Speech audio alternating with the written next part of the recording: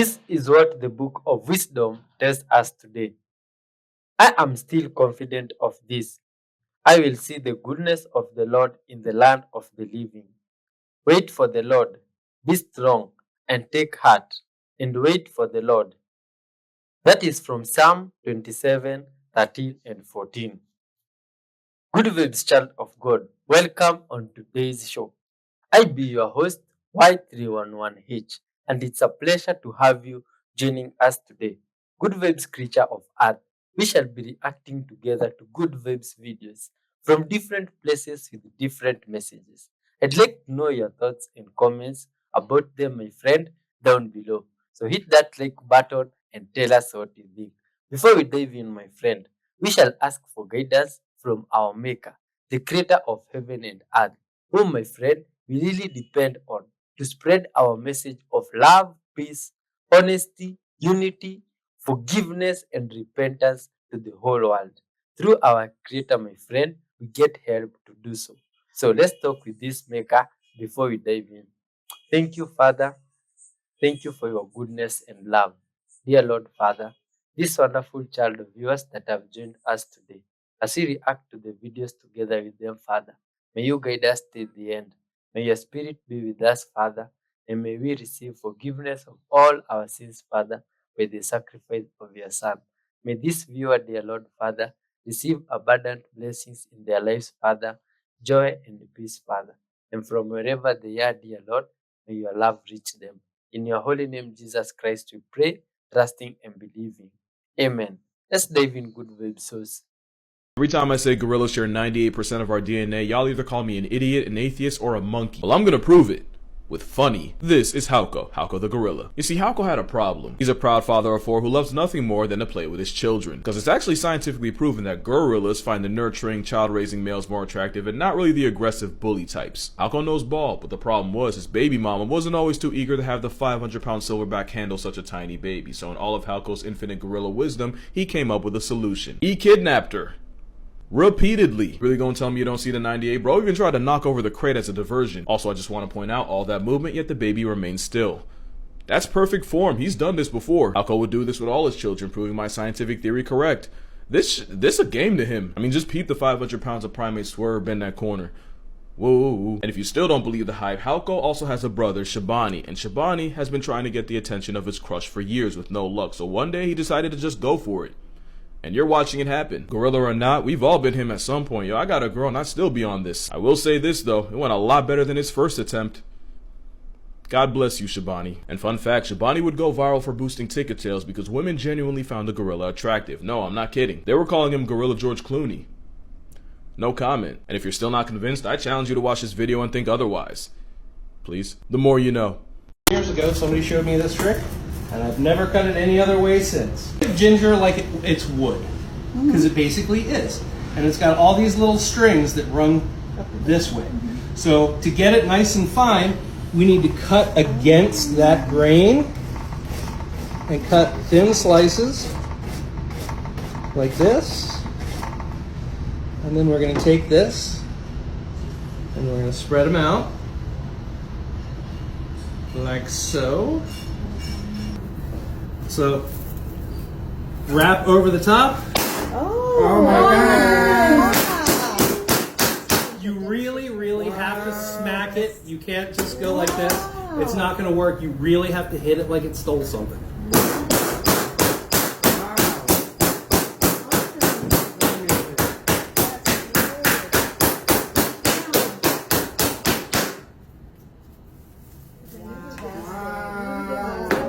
And there it is, ready to go. You agree with me that ginger is the worst thing in the world? I ate it. Awesome, right? Wow. Alright, so how to open an ostrich egg successfully without breaking the yolk. That's what I Googled on YouTube, and I found the way that I wanted to go with, because there's several ways that people were doing this, is I went with the heel of a chef's knife. So I grabbed my chef's knife and just worked all the way around the top. You got to go slow and easy. It's just a nice little feel where you get through the egg but not the membrane, and just keep going. You'll get some stress cracks throughout, but the membrane is so thick the egg will stay together. Once you make that full circle around, you just start peeling it off and get as much of that small egg fragment off the edges as possible because you don't want it inside the egg. So once I clean that up, I transfer this into a bowl. And then I wanted to break open the membrane and start letting the egg whites drip into the bowl. So as you can see here, it's a pretty thick membrane. I just started doing this very carefully. Promise if you go nice and slow and you don't rush this will work out very nicely. So gonna transfer this into the bowl without breaking the yolk. As you can see here, there's very little pieces of eggshell in this egg. So you'll see when I transfer it to the pan, I'm gonna fry it in, there's like 3 small pieces. Way better than any video that I saw on YouTube. So now I just wanna fry this bad boy sunny side up. There was this French ecologist named Philippe Garnier. Now, he went down to the Congo, Africa, on this research expedition. And he said he was going down the Congo River to this area where a lot of people have not been before. And he said one of these fishing villages that he came upon, he was going to stay there for like a couple weeks. And he said there were missionaries there who like helped out this tribe and helped him communicate with them.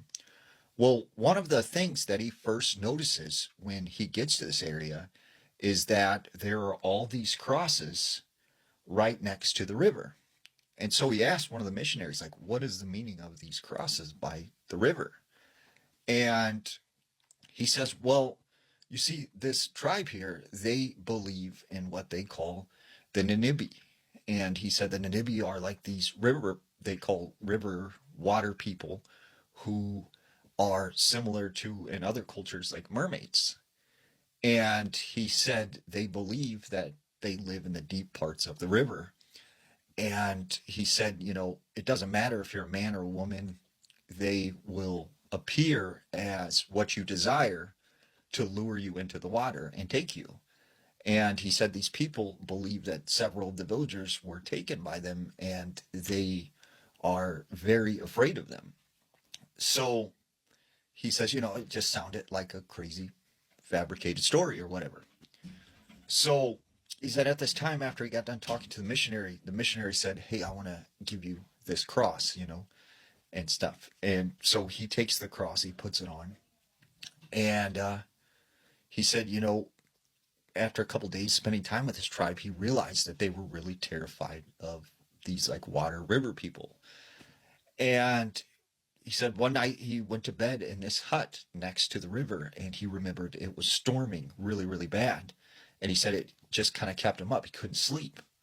And then when he finally got to bed, he said he started to have this dream. And he said in this dream, this beautiful woman appeared in his room. And he said she was completely naked. She had this blank stare on her face, and he said she was just moving her shoulders, like kind of back and forth.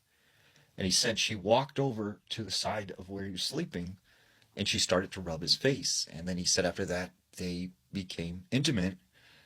And he said during this time, he started to notice she was changing. And all of a sudden, this beautiful woman turns into this decrepit corpse. And he said, she had these long, dangly fingers with black nails, sharp black teeth. She had eyes that were like hanging out of the sockets. And he said, it was just the most terrifying thing he had seen. And he said, like when you thought of a mermaid, you thought that it had like this single tail. But he said this woman had both legs, but they looked very aquatic like. And he said the next thing he remembers is one of the villagers is yelling at him. And he realizes he's not in the hut. He's actually outside next to the river, getting ready to step into the water. And he said right at that moment, there was a flash of lightning and it illuminated the entire river. And he sees the shadow of what appears like something in the water, and it jumps down and splashes. And he said, it was just this really terrifying experience. And he said throughout his times being there, he said at night you could hear whatever these were screaming. And he said it was just probably the most scariest thing you could imagine. And the fear in these villagers' eyes, like he could tell whatever this was something real. Welcome to my new limited series called Is That a Sink? Where I show a bunch of pictures of sinks and then we decide if it is a sink or not. Sink number 1. All I'm going to say is if you install this sink in your home or place of business and you think that that's not going to happen, it is. You think, oh, my husband, my boyfriend, my sons would never. They will. You think the general public, oh, there's no way they would. No. Yes. And the women too. Y'all probably get up there and give it a go also. And guess who's going to have to clean that up? Come over here. You. That's right. This is the type of sink where I would turn it on and then pull up a chair and sit down and watch it. And then I would wonder why my water bill is $7,000. I like this sink. Although I'm now picturing myself trying to fill it all the way up to the top for no reason at all. And then that little wood shelf collapses and then it spills over and breaks. And then I'm standing in a foot of water.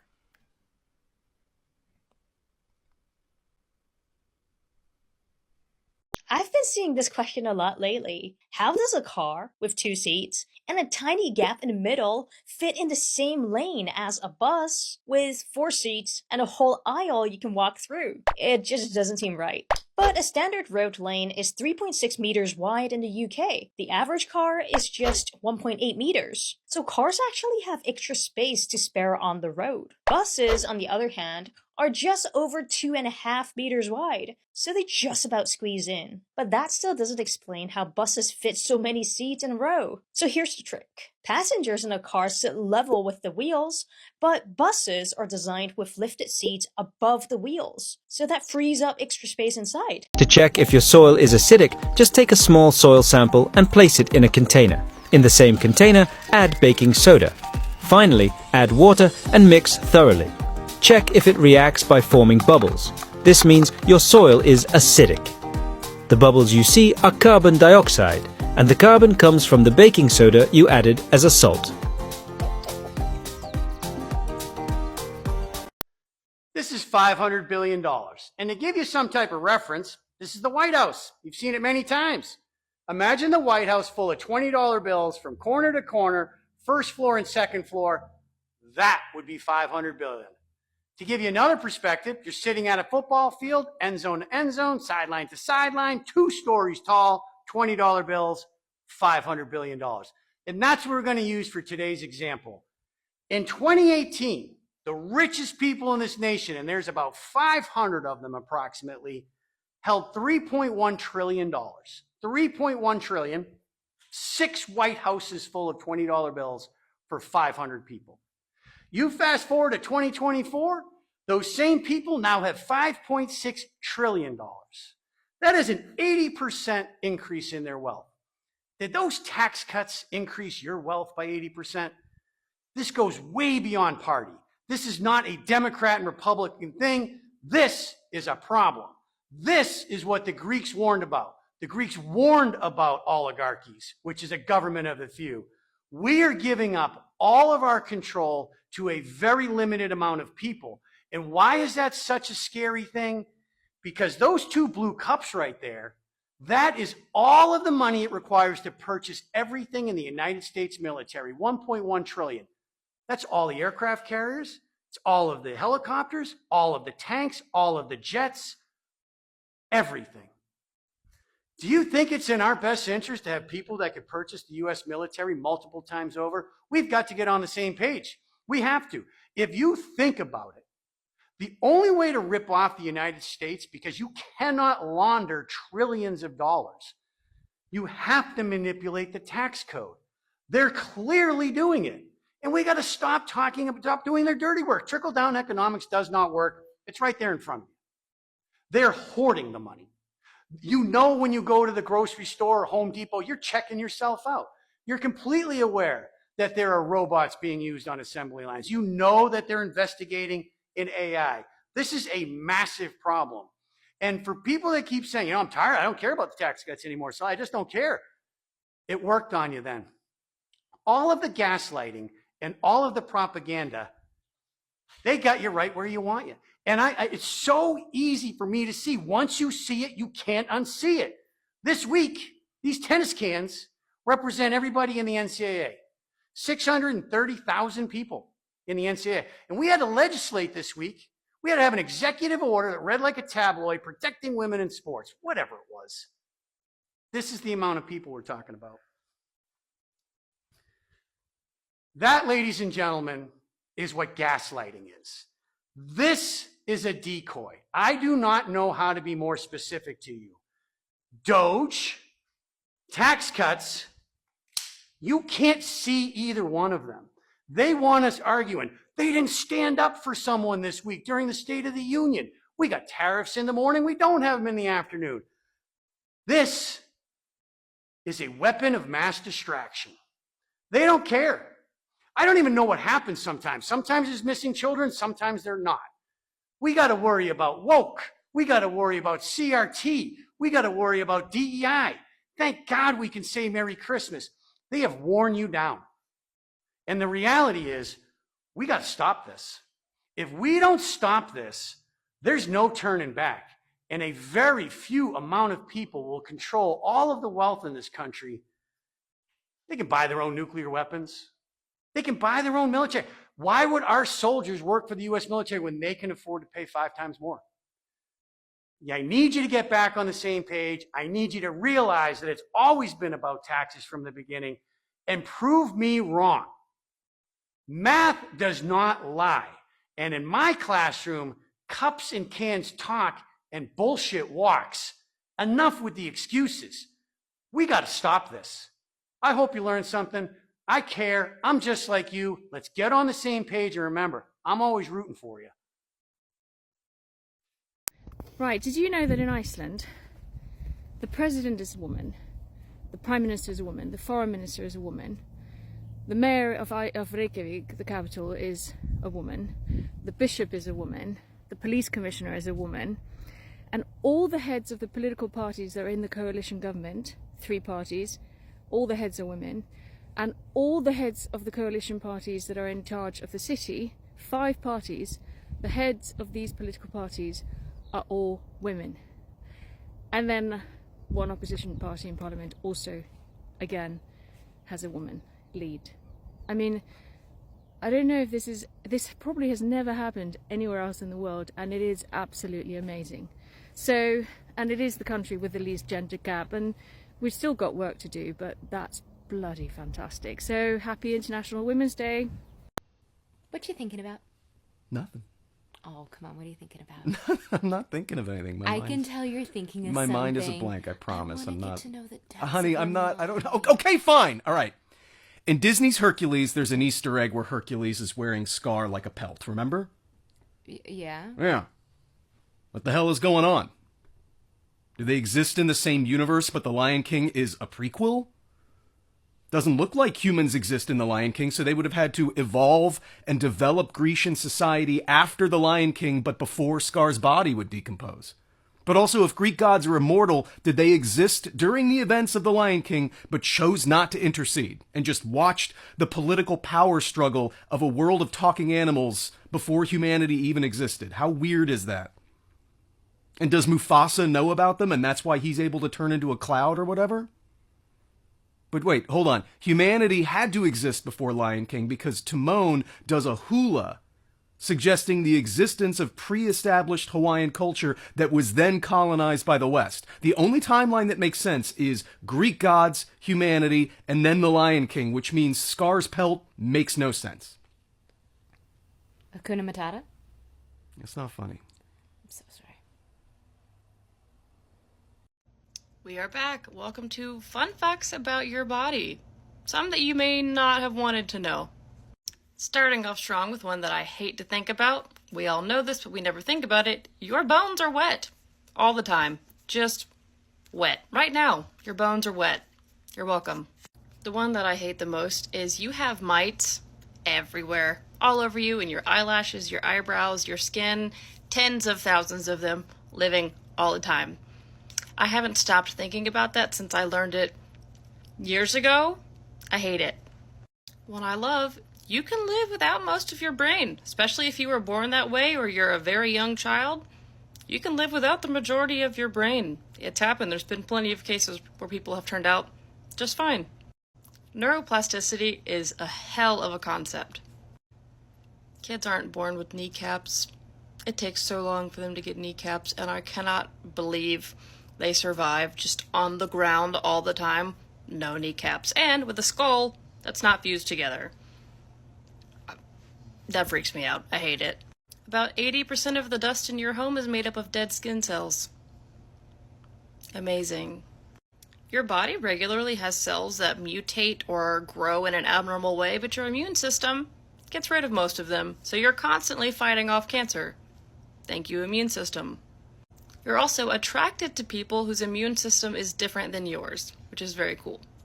You have a blind spot where your retina connects to your optic nerve, but your brain just fills in the blanks based on your surroundings of what it thinks is supposed to go there, which your brain does a lot of, like more than you would like to know. Also, your nose is usually in your peripheral vision. My cheekbones are also normally in my vision, but your brain kind of omits that information since you don't need to know that. You can grow accessory bones. Yes, that is the name of them. Just extra bones in your body. My mother had a handful of extra teeth all throughout the roof of her mouth and her nose, and I have one extra tooth right here underneath my nose. But you can grow extra bones just in different places. Your fingers do not have muscles, which is so crazy to me, but they rely heavily on the tendons and muscles in your palm and your forearm, but your fingers do not have muscles. If you laid all of your intestines out, they would be about 20 feet long, which is about the height of a 2-story building. And if you laid all of your capillaries, arteries, and your veins out, you could circle Earth twice. Your body hosts more bacterial cells than regular human cells. Think 39 trillion to about 30 trillion human cells. If you lose your pinky finger, you lose about 50% of the grip strength in your hand. The largest organ in or on your body is your skin. It's crazy to think of your skin as an organ. And a lot of people don't know this, but if you are an organ donor, they take pieces of your skin, your eyeballs, your veins, your actual organs, all of it. Like, as much as they can get from you. Which I think is great and very cool. But I didn't know that. Your brain can store about 2.5 million gigabytes worth of information and has enough electricity to power a small light bulb. You can produce enough saliva in a year to fill 2 bathtubs. I hate that. As someone who, I don't mind vomit, blood, gore, pee, all of the things, saliva and snot are my 2 things I just cannot do. Just can't. Humans actually emit a faint glow, but we can't see it. But other animals can. And lastly, you have no nerve endings on your brain. So a lot of times when nerve surgery is done, they actually want you awake to make sure that they're not messing up anything important. Do you have any other weird facts about your body? For example, the first place I sweat is my eyebrows, which is really unfortunate. What about you guys? This puzzle is genuinely baffling. See if you can figure it out. In this cartoon are 13 people. Count them. 1, 2, 3, 4, 5, 6, 7, 8, 9, 10, 11, 12, 13 people. I'm going to make one of these people disappear. Now all I do is move this piece to here and that piece to there. I line up the pieces again, and this time, when we count, 1, 2, 3, 4, 5, 6, 7, 8, 9, 10, 11, 12. One of the people disappeared. But where did they go? Okay guys, so when the hell was somebody going to tell me that if you have coffee or tea stains on your mug and you can't get it off, all you have to do is put sugar in the cup, get a wet cloth and wipe it, and it looks brand new? What? What? Did you know that when Jesus was about to get crucified, he had the angels in heaven at the precipice of heaven? That means at the very edge, the very cliff, ready to go to war, to fight for Jesus, to pull him out of what he was going through. But he knew that he had to finish this out because it was for more than just himself. It was for every single soul on this earth. Like, they love Jesus that much. So I'm letting you in on a dirty little secret of the plant industry here. So plants like this, or I guess bad example, that one actually has a fair bit of light. But when the plant looks like it's in a store or a mall or something, and you're like, oh, it doesn't have enough light there, or why I think that mine will be able to survive in those lighting conditions at home. No. They switch out these plants like every couple of months when they're dying. And I know this because I went out with somebody who worked at a plant shop. I have a weird dating history. But yeah, so they will literally just have a guy come in and swap these out as soon as they start to look a little bit sad. Am I the only one that didn't know that if you put a puffer into the washing machine, it's no longer a puffer? Like, this was a puffer jacket, and now it's just a normal jacket. Like, does someone know how to repuff it or make it puffy again? Japanese jar lids close by themselves and I still can't get my head around it. You know that saying, if it ain't broke, don't fix it? Well, that doesn't apply to Japanese people. Not only do they make better lids, they also make better jam. This right here is white peach. It's delicious. Anyways, let me know what you guys think. Genius or pointless? We've been using the term catfish wrong this whole time. People use the term catfish to describe someone who's like deceptively presenting themselves on the internet, someone who uses excessive filters, or sometimes just straight up, stealing someone else's identity, like using someone else's photos. And we all know that the term catfish comes from the documentary Catfish, which came out in 2010 and then eventually became a MTV reality TV show. But if you watch the original movie, the original documentary, they explain why it's called catfish. And it has nothing to do with lying about your appearance. It's actually way more interesting than that. The very last scene of Catfish, the original documentary, is with this fisherman. And he explains how back in the day they used to ship these massive tankers full of Alaskan codfish to China. And over the course of this long journey from Alaska to China, these Alaskan codfish, which are in these massive tankers, they just become sedentary. They become super lethargic over the course of this trip. And what happens is that by the time they finally arrive in China, they're mush. Their bodies are in complete atrophy, their muscles are in atrophy. So like the fish, basically they go bad. But one day, a fisherman discovered that if you put some catfish into this tank full of codfish, that the catfish will basically agitate the entire tank. They'll kind of, chase them, and they'll create all this turbulence, which will keep all the codfish on their toes. They'll keep them moving throughout the entire duration of the trip. The presence of the catfish in the tank is causing a lot of stress for these codfish, but it's also keeping them alive and active. So the reason why the documentary is called Catfish is because it features all these people who are deceptively moving through society and are saboteurs. They're creating all sorts of anxiety and stress, but what that does in return is that it keeps everyone else on their toes. It keeps people sharp. It keeps people alert. And the suggestion is that despite the fact that these catfish are responsible for all this terror and trauma, ultimately they're good for society. So anyways, that's what catfish means. Or at least that was the original intended metaphor from the documentary, which by this point, it's completely taken a different meaning, but the more you know.